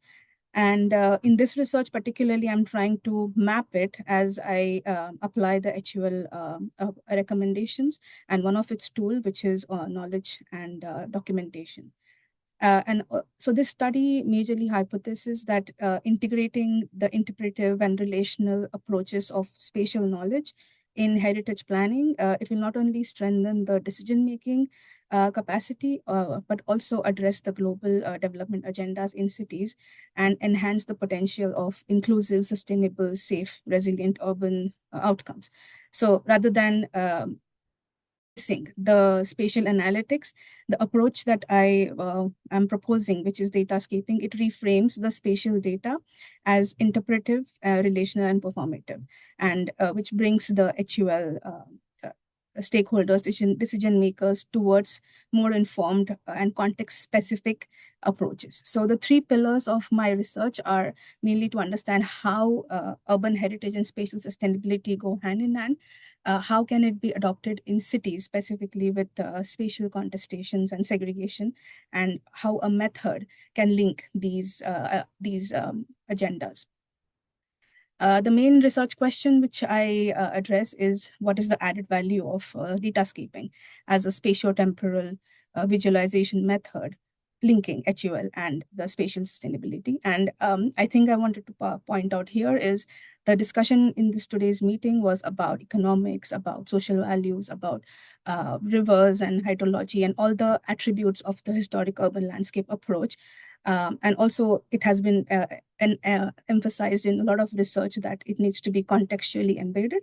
So that's also what the UNESCO's new upcoming report would stress on, having a methodology that can be implemented. Here with this research, I want to also highlight the needs of cities with contested urban heritage, and it can be on the accounts of plurality, in terms of sovereignty, or even geopolitical tensions. So my research, I started with an inductive approach, trying to assess how the HUL attributes, or what are the challenges, and how it is linked with the spatial agenda, the spatial urban agenda. And I conducted a secondary analysis of around 60 World Heritage Canopy examples, which also highlighted that how different SDGs are implicit or specially embedded that can address the targets of the SDGs. So here we see that how SDG 11 or SDG 9, 13 have implicit relations to the targets, which means that the HUL recommendations have the capacity to address these SDG and targets through all the tools that have been discussed.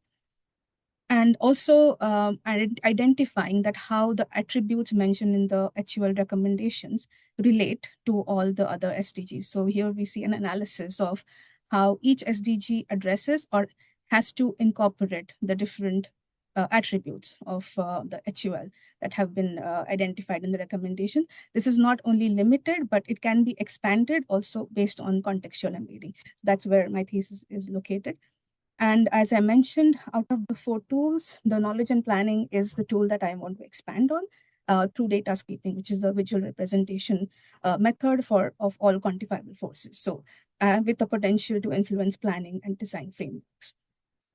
Which brings me to my case study, which is the historic city of Jaffa in Israel. It's a historic, I would say, a historic neighborhood currently to the city of Tel Aviv, which is the richest municipality in Israel.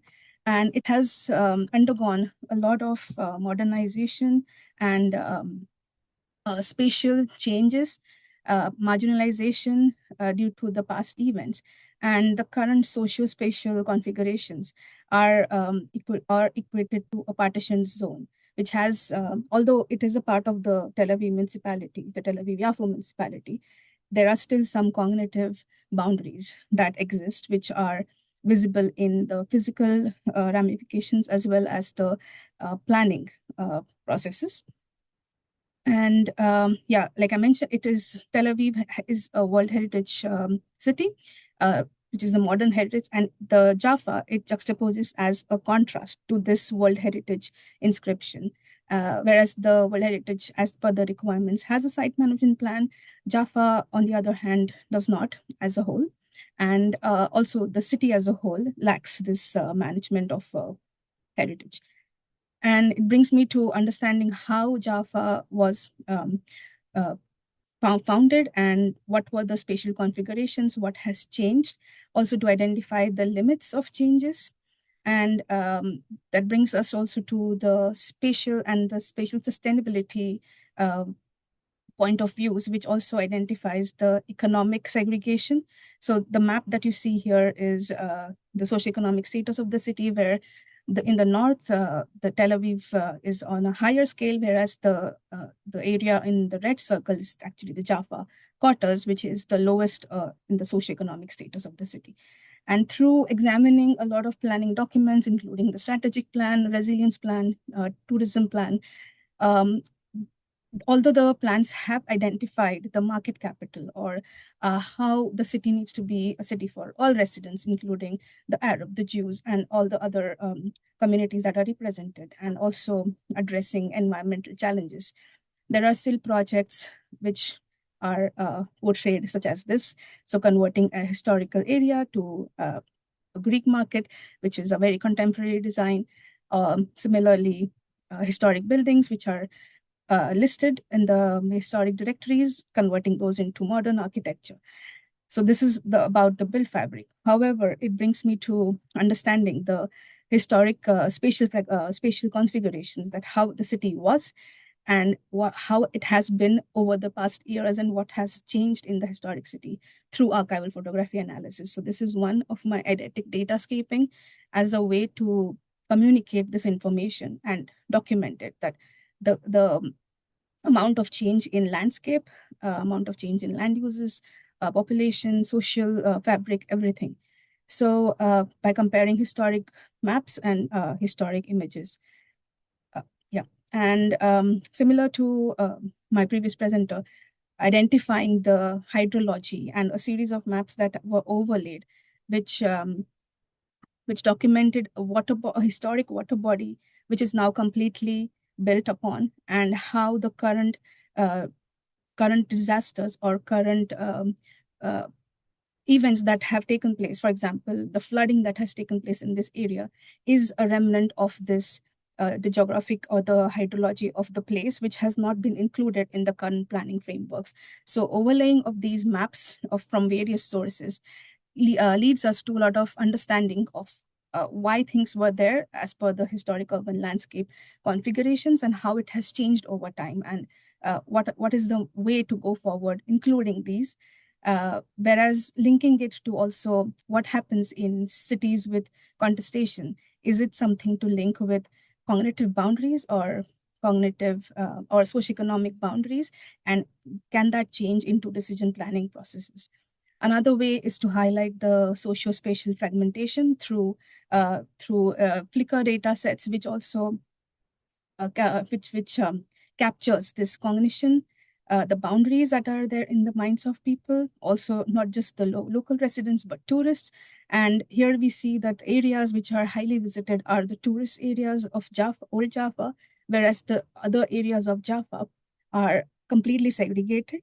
And it is evident through this mapping. Similarly, the tourist footfall is very much focused on the Old Jaffa area, and the other aspects of history or the historic urban landscapes are not directly included or promoted. So I'm trying to showcase this through the datascaping exercises, also linking to how economics shapes these areas due to gentrification. A lot of historic conservation projects which are changed to tourism infrastructure, and what impact does it have on communities, and linking linking it to also marginalization and fragmentation of the society.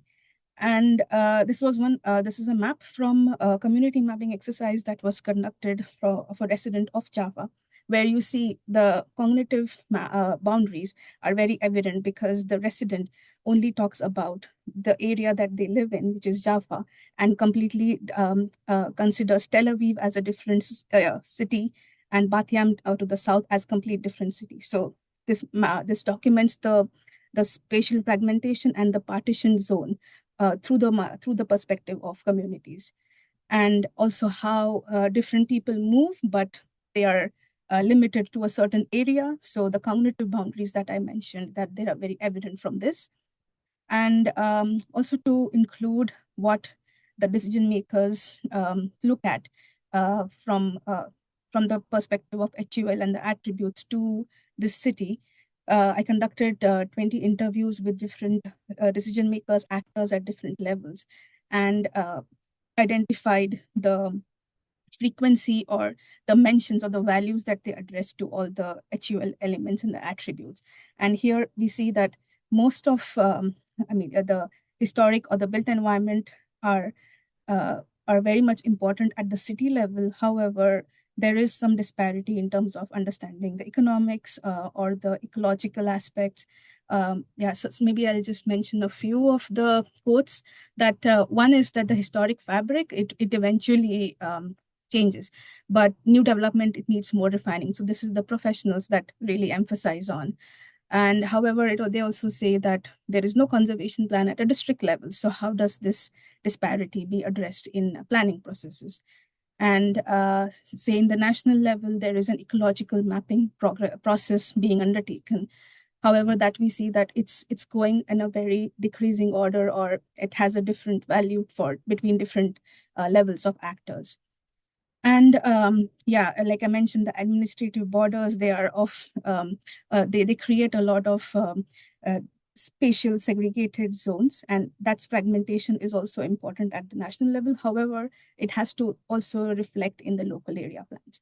And speaking of the communities, they mention more about the economic processes because it's equal to the living quality of life, economic generation, and also mentions of education and schools. So this is the variety of different values that are attached to a city. And I think the HUL approach is very prominent or very important here to how to capture it and then link it with the spatial practices. And the last map that I want to show is of how the borders of a city are perceived differently through different actors. So this is a map of collection of all the borders of the city of Jaffa. And you see that it is not only to the political borders, but it goes much beyond. So it is again emphasizing the need to go beyond a city, a neighborhood, a city, and address more issues at a broader level, which is at a metropolis level. And to conclude, I want to promote, to emphasize that we need the approach of culture heritage as a vector and a more proactive approach than a reactive approach. And to use datascaping and mapping as an epistemic framework to document all the incongruity or the shortfalls, and use it as one of the key steps to as a means for achieving spatial sustainability when we have to talk about new urban agenda and integration of the HUL approach with it. So yes, that brings me to the end. Thank you very much. Thank you. Thank you, Kamal. Yes, we finished our presentations. Now let us know more to our next reflections. Francesco Mandarin, who will further expand our understanding of how HUL can guide more inclusive and resilient urban futures. Now I give the floor to Francesco. Yes, I will not take much time because I think we are much beyond the allotted time. So, and we may lose people. But very simple. I think what I saw, the heard today was for me very interesting, very important, and I explain why. The historical landscape was born as essentially a concept. When it was envisaged in 2011 and when it was approved, it was essentially a vision, a concept, something that we wanted to establish as a new approach for urban planning and urban management for historic areas. And but a concept it's it's too weak to really bring changes. So what we did in the past 10, 15 years was trying to push for a new direction, which was developing tools for the implementation. And I think that there are a lot of examples that were carried on in the past 15 years. But clearly, it's not enough, and it's not enough because the HUL is still a little bit in the limbo. Let's be frank. It's not yet become an ongoing and current discourse in urban management and urban planning, except for a few cases. But and even inside the UNESCO world, specifically the World Heritage Convention, is always considered something a little bit marginal and somehow okay. There is also the HUF. Now, I think this is for us. I consider this, of course, not a successful outcome, and perhaps even a wrong thing, because at the end, HUL was approved by the General Conference of UNESCO, so the entire community of member states had approved it. So, and not that they had approved it not because it was just proposed by the Secretary, they approved because they believed that this was the new direction, the new approach. So I think that the obstacles that have been put around, the diffusion of HUL are not justified, because there is behind this tool, behind this vision, there is the entire vision of the member state. Now, I understand that this is not enough because there are also technical issues and so on, but I think it's time to really bring down to the ground the concept more than it was done in the past. And I think that this is what has been done today, very clearly, with different tones and orientations and so on. But essentially, all the papers were trying to bring down the concept down to something that is physically visible, operational, and can become an example and a case study for further development. Now, as you saw at the beginning, Jyoti is now preparing this manual. UNESCO is preparing this manual. Manual is very, very, very important step forward, because it will define exactly what HUL can be for historic cities. Now, not just an idea, vision, a dream, but something that is really, step by step, an operational tool. And I think that the manual will be a very important guiding tool, but it cannot live alone, because the manual is a manual. It's not, it's not a plan. So what we are doing here, what all the researchers are doing, in fact, is giving flesh to the skeleton. The manual is the skeleton, the flesh are the case studies. I really appreciate a lot what I've seen. I think we are in the right direction, and we are perhaps in a new beginning also for the HUL, relaunching the HUL in the field of heritage. There are many other issues that are, need to be discussed. Maybe in the future, I think we could open up one issue which I think is extremely, extremely relevant and sometimes even hidden, which is the relationship between HUL and the World Heritage Convention, a very critical issue. Thank you. Thank you so much. Do you have any questions? Okay. Mike? Yeah, I'd just like to add one thing to what Francesco said, seeing that we've done this journey from the Vienna Memorandum in 2005. 20 years. So it's been going a long way. But I think one thing which Francesco and I just spoke about over the past days looking at this manual is that this concept sort of moved into being an approach. In other words, really of getting out of the monument scale into the urban heritage. And it's something which Antonella also mentioned in the chat, expanding it into the yet even to a bigger scale. And the question really is the historic urban landscape a category now? Because it's been around for so long, people then speak about it. It sort of reminds me of Barthes, The Death of an Author. It doesn't matter what we thought about it at the beginning. what is meaningful now is what is happening in the field. And what's happening in the field, people tend to address it as a category. And I think that this is another, shall we say, challenge that we have to then look at and then understand it exactly how this approach then will relate then um, to what Bernard was looking at the expanding scale of Hong Kong, or the actual rivers and the natural expansion which we saw then in Pomelela and in Athens, but also then the cultural expansion, because we tended to, oh, so obvious to put in then the environmental expansion, but we tend to sort of like see exactly how does this cultural expansion move together into synergies between culture and nature, urban and rural. And this is where, shall we say,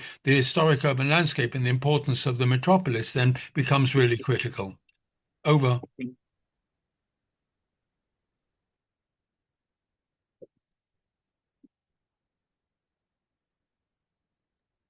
Do we have other questions?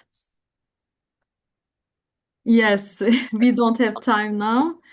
So as we conclude today's research forum, I would like to express my sincere gratitude to all our presenters and participants. What today's discussions have demonstrated is that the historic urban landscape approach provides a crucial bridge between past and future by recognizing cities as dynamic cultural landscapes where environmental processes, infrastructure, culture practices, and governance systems intersect. We gain the tools to manage transformation rather than resist it. In metropolitan context, especially, this perspective allows us to integrate heritage into sustainability agendas, climate adaptation strategies, and perhaps spatial planning frameworks. Yes, looking ahead, our immediate milestones is the international forums, HUUL Metropolis workshop in Istanbul, perhaps in October 2026, and also longer term engagement with the Habitat Heritage Hub program between 2026 and 2030. And yes, in closing, I would emphasize that the Metropolis is not simply a larger city, it's a different scale of complexity, socially, spatially, environmentally, and institutionally. If we are to keep heritage relevant within contemporary urban transformation, we must engage at this scale, I guess. Thank you all for your engagement and commitment to advancing the role of heritage in shaping sustainable urban futures. I look forward to continuing this important conversation together. Thank you so much. Yes.